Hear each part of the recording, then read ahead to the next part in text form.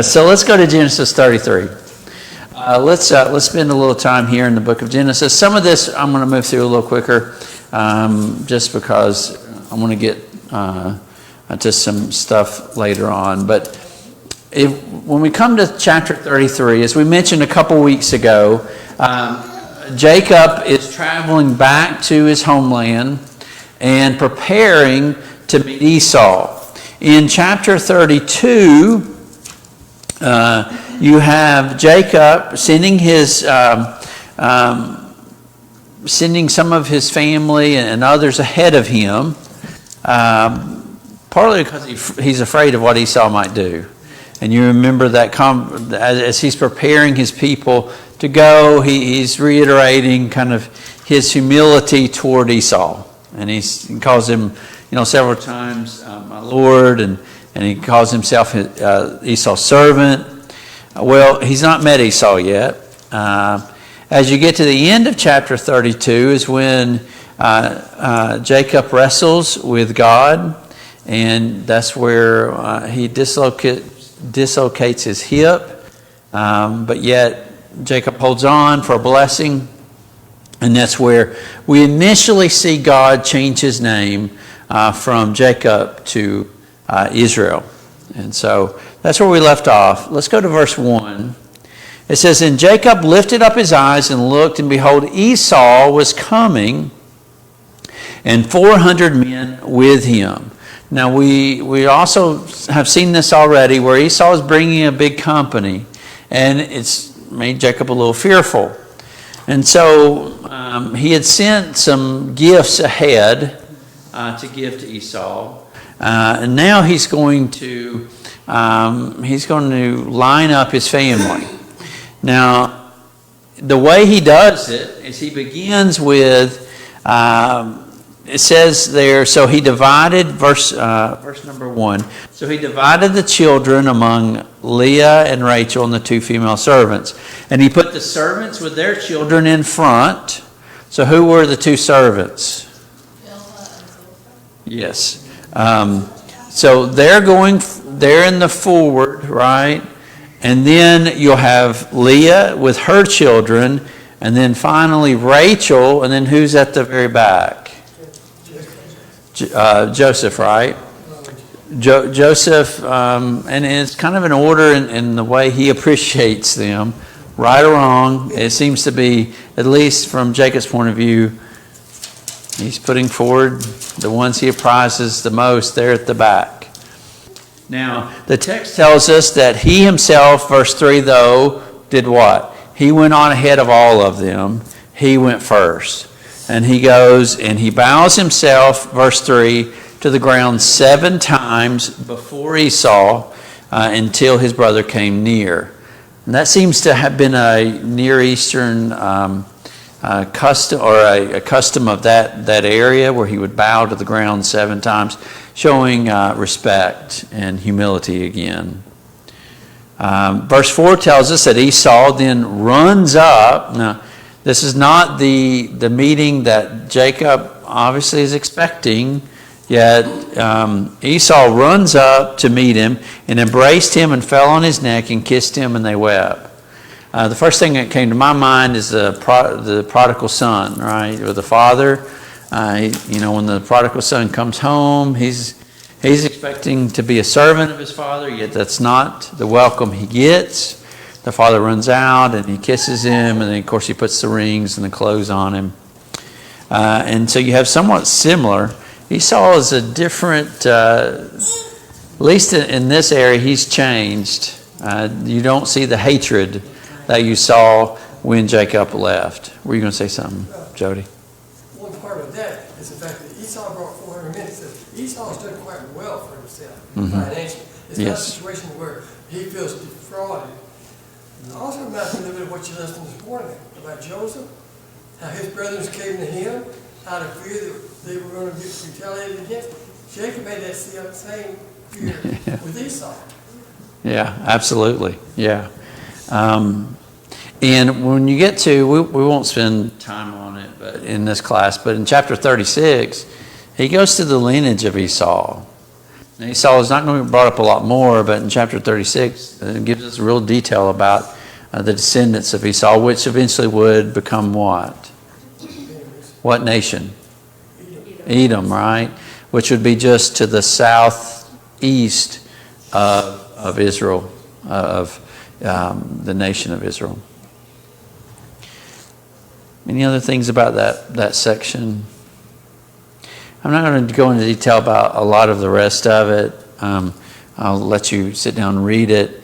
Not a lot of new information, but just some details about their interaction. Of course, Esau is very surprised to see Jacob with this big family, and he's amazed about that. I do think I wanted to mention one thing. Verse number 8, after asking about the huge company that's coming with Jacob, Esau asked that of Jacob. And then Jacob responds, wait, I'm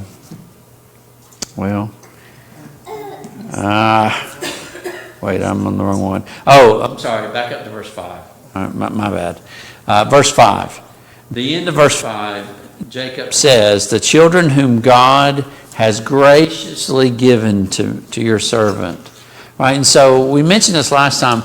You begin to see the relationship Jacob has with God changing. Before this, he had kind of spoke about God in the abstract. It was the God of Abraham and of Isaac, his father, right? That's kind of how he spoke about God. Well, as time has went on, and you really see this change begin at Peniel, where the wrestling with God, God becomes really his God. And we'll see this even more and more as we move forward. And so he speaks of the great blessings God has provided to him. You eventually have Esau accept the gift that Jacob has sent ahead. At first he kind of seems like, I'm okay, you don't have to give me anything. But you know, when you have people over at your house and you want to offer them food or something, they're like, I'm okay. But you know they're not really okay, they really want it, and you just have to keep pressing on them. You know, you really want that chocolate cake, don't you? And so he eventually accepts the gift. He invites Jacob to come on with him, but Jacob's like, no, let me settle. We'll come ahead. And so that's kind of how that chapter ends. It says, verse 18, Jacob came safely to the city of Shechem, and there he settles in the land of Canaan. Shechem itself was located pretty near, if I can show you this here. I think it's like 45 miles from Jerusalem. But let me tell you this, if I can find it exactly. 40 miles north of Jerusalem. So, again, that area is very important biblically speaking.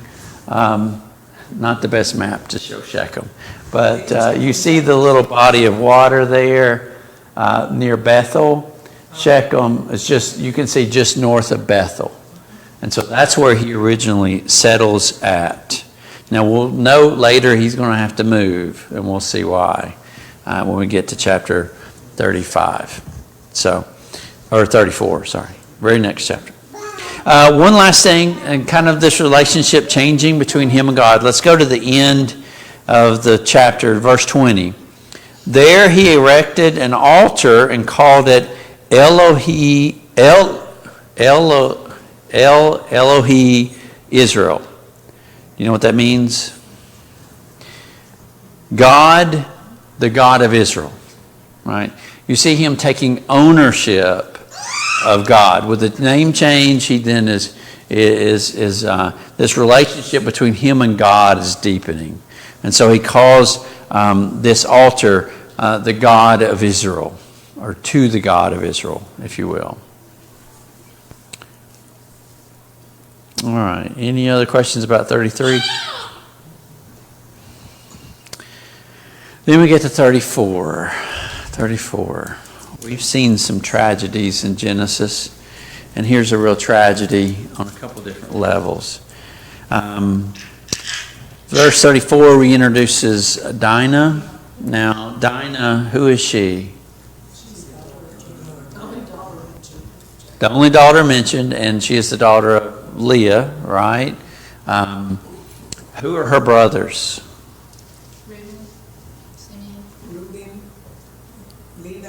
Reuben, Simeon, Levi, and who? Judah. That's her 4 brothers. Just keep that in mind. That's important as you go forward. But those are her 4 brothers. The 4 oldest brothers are her 4 brothers. Verse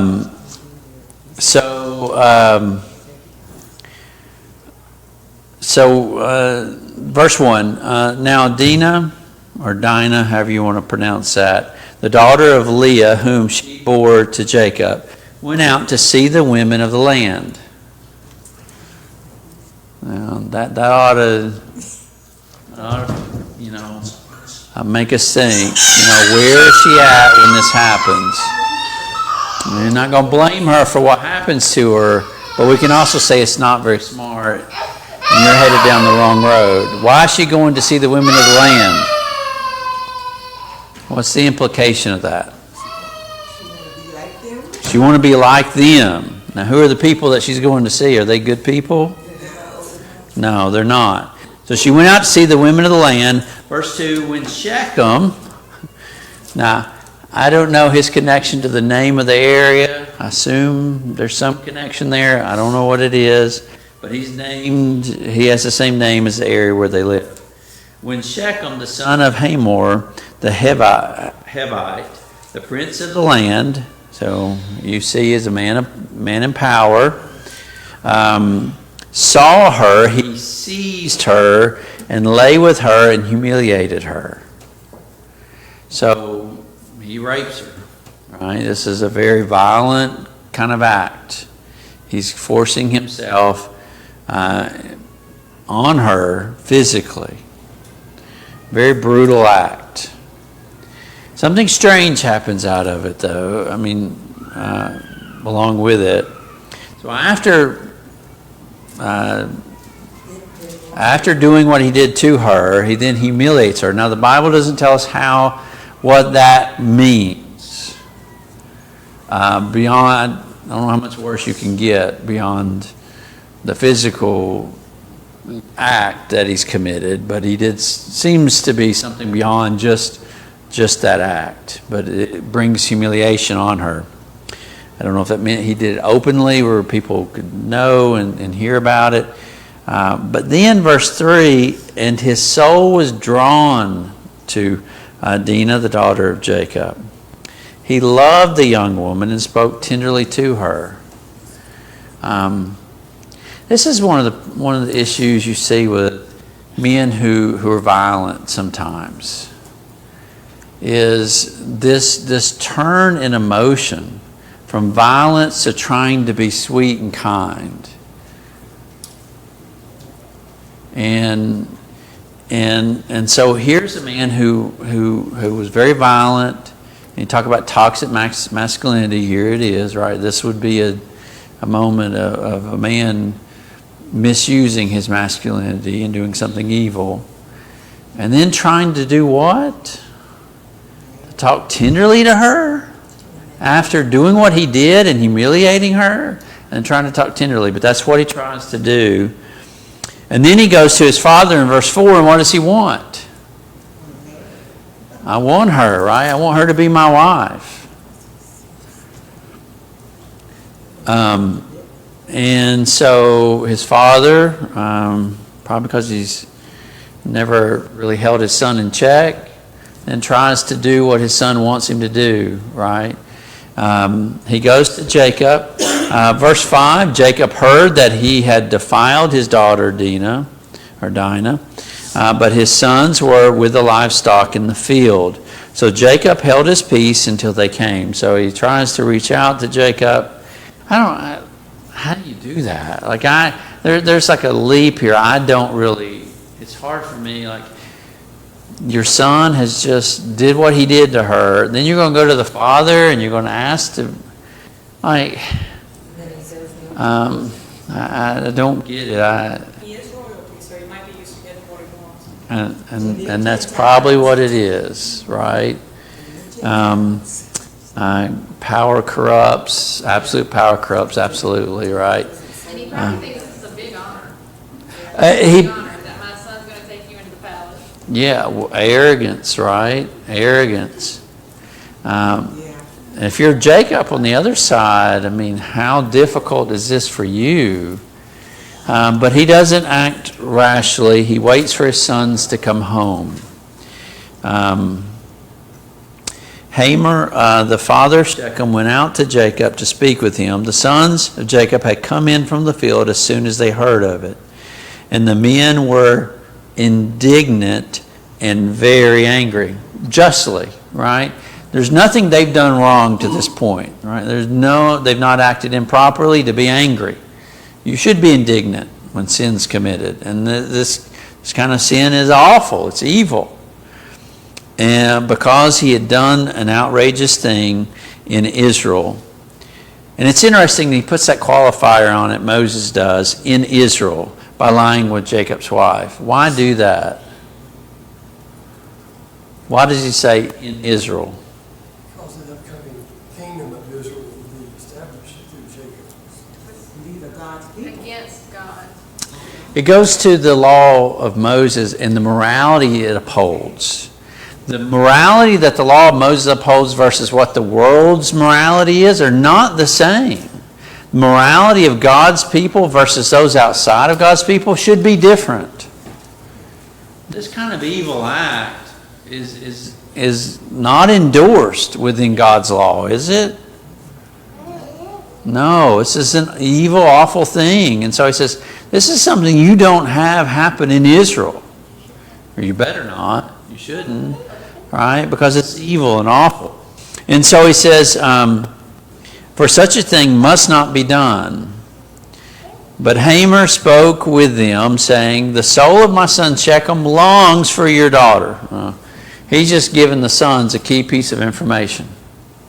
What information did he just give to the sons that they might use for their own plans? What now? He wants her. And he wants her extremely badly.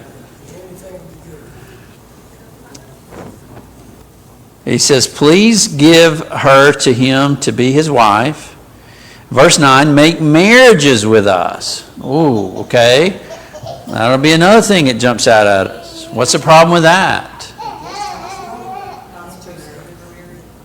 Now, as we get into the law of Moses, right, that's clearly not acceptable to God to intermarry with people outside of the people of Israel. And even now, go back. When Abraham's son Isaac was ready to marry, what did Abraham do? Yeah, he sent someone not into Canaan to find a wife. He sent his servant where? Back to Haran to find a wife. Why? Because he knew he didn't want his son to be married to the people of that land. Because he knew what they were doing. Then later, Isaac, his son Jacob, what happens with him? He sends a son back. And so, even by this time with the children of Abraham, it's become a practice to not intermarry, to make marriages with the people of Canaan. Make marriages with us, verse 9. Give your daughters to us. Take our daughters for yourselves. You shall dwell with us in the land, and the land shall be open to you. So essentially, he's offering them citizenship. You're not just going to be a sojourner. You'll be a people of Shechemites. Trade in and get property in it. Shechem also said to his father and to her brothers, let me find favor in your eyes. Whatever you say to me, I will give. Okay, again, he's giving them something that they can use against him.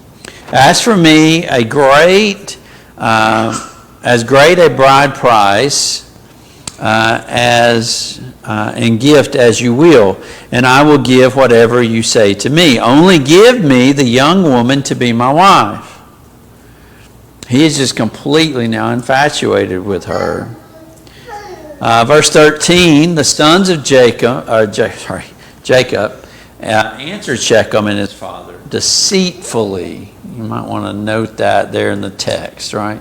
So, them being indignant and angry, you can be angry and not sin.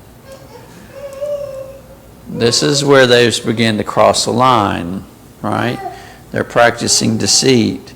Because he had defiled their sister Dinah, they said to them, we cannot do this thing to give our sister to one who is uncircumcised, for that would be a disgrace to us. Only on this condition will we agree with you, that you become as we are by every male among you being circumcised. Then we will give our daughters to you, and we will take your daughters to ourselves, and we will dwell with you and become one people. But if you will not listen to us and be circumcised, then we will take our daughter and we will be gone. Okay, so, and this is a really devious plan. I don't know how they came up with this. But they understood what circumcision meant. They had all been through it. They understood the consequences or the effects of it. That's what they told Hamer, and that's what we're thinking. But that's not, that's the surface, that's plan A. But they had Well, but the plan is for them to be circumcised. That's what I'm saying is they... It's not to honor God. Oh, no. And the trick about the reproach, where was that? When they first talked about the reproach. They're not doing this because they defiled their sister. They took it personally. It was on them. So let's get there. But you're right. So this is when they've crossed the line. They've begun to deceive, and so thinking about this, they're seeking for what? Vengeance, not justice. Vengeance. There's a big difference between those two concepts. We should try to defend justice. We should seek justice. Justice based upon God's word. What they want is vengeance. What did Paul say about vengeance in Romans chapter 12? Allow God to avenge, not ourselves. And so they want retribution. And so they devise this plan to have them circumcised. We won't read all this. I'll let you read some of it. But eventually what happens is the people agree to this. And so the people of the land are circumcised. The men of the land are circumcised. And then get down to verse 25. So they wait 3 days. Why do they wait 3 days? Again, they're familiar with the practice of circumcision. They know how it works. And now they've got every man circumcised, every man dealing with that pain. And so on the third day, verse 25, when they were sore, two of the sons of Jacob, which two? Simeon and Levi, Dinah's brothers. Not all four of her brothers, but two of them, Simeon and Levi, they decide they're going to take vengeance in their own hands. They took their swords and came against the city while it felt secure. Notice that. While the city, felt secure and killed all the males. Think about the brutality of that. Now, I don't know how many men it was they killed, but they just slaughtered a whole city of men. They just went through and killed them all. And it says they killed Hamor and his son Shechem with the sword and took Dinah out of Shechem's house and went away. So that's the first thing they do. So they slay the men, they slay the king and his son. They then take Dinah. Then it says the sons of Jacob came upon the slain. So they've already killed them. Now they come upon the slain and plundered their city because they had defiled their city. They took their flocks and their herds, their donkeys, and whatever was in the city and in the field. All their wealth, all their little ones, and their wives. All that was in the houses they captured and plundered. So, go ahead. Just the two brothers and not the four? No, it seems to be the indication they all came back. So the two killed the men, and then the rest of them came and they plundered. Okay. That would be my impression of what that's saying. Now, think about all they did. Why is this not justice for what Shechem did? Everybody got punished for one man's sin. Yes, ma'am. God didn't command them to do it. Well, and God doesn't command them to do it. They never have asked God's intervention in any of this. You notice that? They never one time go to God and say, hey, God, how should we handle this? They took it in their own hands, and they committed murder out of a desire for retribution, not justice. Now, they could have had a discussion. First, they should have asked God, what's justice? They could have had a discussion with Hamor about justice. They never did any of that. Now, what justice would have been? I don't know. I don't want to play God here. Would justice have been to kill Shechem? I don't know. But it surely doesn't seem to have been to kill every male in the city and then to plunder all of their wealth. That doesn't seem justified. Well, the law of Moses also commands that, if they defeat any other cities, they're not supposed to take any of their stuff, they're supposed to burn it all. Absolutely. You remember the story of Jericho and what happened. I mean, not Jericho, but that's another one you can talk about. But I was thinking about, no, I was thinking about Saul.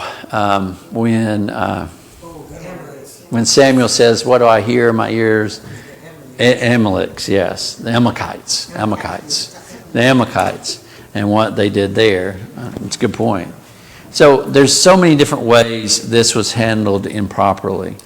But again, this isn't justice, what they did. This is not in any way to condone or to say what Shechem did wasn't purely evil. It was. But when we seek out vengeance for ourselves, retribution, we're doing it wrong. We should seek out God's justice, not our own. Any other comments about that? And I'll close this out. I'm confused. Yes, ma'am. That's all right. So with this whole thing, these guys are killed for vengeance because their sister was defiled. Yes. And they didn't ask God if this was something that they should do, but yet at the same time, they're not really being condemned for it. Well, they are. So we're going there. If you go to the end there, Jacob definitely condemns them for it.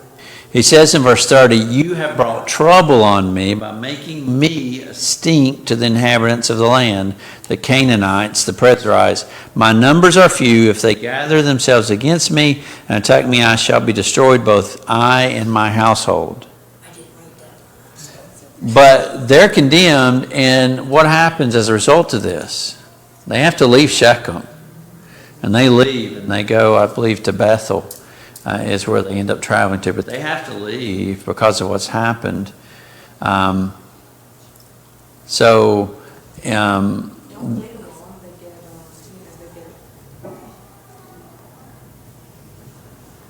those two sons get like put out the will, Yeah. 90%. I'm out of time, but that's definitely where I wanted to go. If you go later, to go to Genesis 49, when Jacob is giving his blessings, when Israel's laying out the blessings for the children, who loses their birthright? Well, we'll find out about Reuben later. Reuben does something. But not only does he lose his birthright, but so does Simeon and Levi. And it ultimately falls, the first order birthright falls to who? Judah. Judah. He's the third. Or fourth, I'm sorry, fourth. These are the same, well, not men, these are the same men who in just a few years is going to sell their brother Yes. and lie to their father in this heinous way about him being killed. So, Yeah, so the trouble for the brothers is not over by any means. Great comments and discussion today. A lot going on here. But as we mentioned, just note that in 49 about them losing their birthright. Well, again, we'll come back to Reuben later. Reuben has some trouble. In the next chapter, if you want to go ahead and read chapter 35 through 37, we'll discuss that in 2 weeks. But God will bless Israel as he's blessed Abraham, as he blessed Isaac. He'll also bless Israel again and renames Jacob to Israel in chapter 35. And then in 37, we're introduced to a pretty important patriarch. We'll reintroduce to him. We get a bigger picture of his life, which is Joseph. And we'll begin that discussion in 2 weeks. Again, thank y'all for being here. As we close out this discussion,